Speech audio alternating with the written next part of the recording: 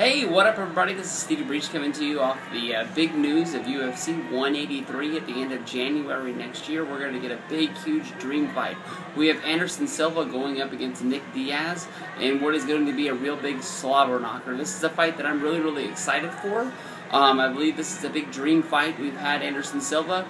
He wasn't able to keep his championship. He was the longest reigning UFC champion in the history of the UFC before he lost to Weidman. He came back and then he had the rematch where he broke his leg very famously.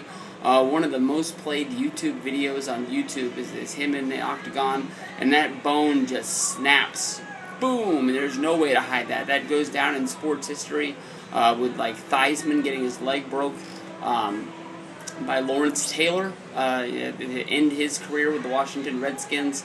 But this is going to be a big money fight. I think this definitely is going to bring in a lot of eyes.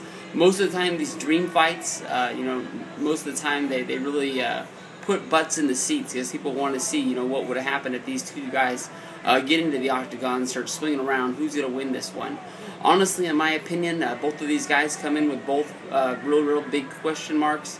Of course, everybody knows about the Diaz brothers and their big-time feud with UFC and Dana White, basically trying to say that they haven't been getting the money that they're worth. That basically that's the reason why they were going to step away after the GSP fight.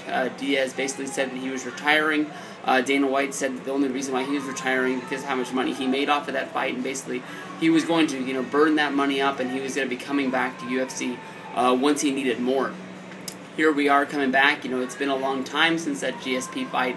What is it going to be like once Diaz gets into the ring? Of course, when you look at Silva with a broken leg, we've had some time to bring it back and heal. Honestly, in my opinion, with an injury like that, you just got to be wondering, what is it going to be like once he gets back into the ring and once he gets done? We've seen this guy dominate UFC for years and years. Right now, when I really look at this fight, I really think it's going to be a coin flip. It's going to be up to how we see the Diaz brothers train and how they're going to be coming into this. Diaz to me honestly could be a guy that's just coming back just for the money.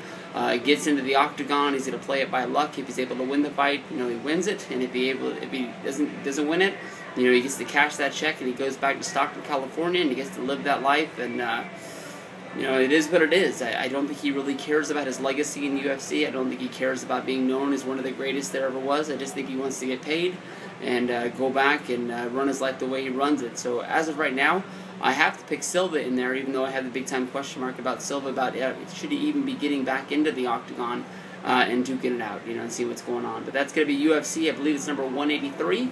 It's going to be at the end of January next year, so that's going to be the one that we're going to be talking about for a good long little while. Good luck to both of these guys, and let's see how this fight ends up, because I can't wait to see it.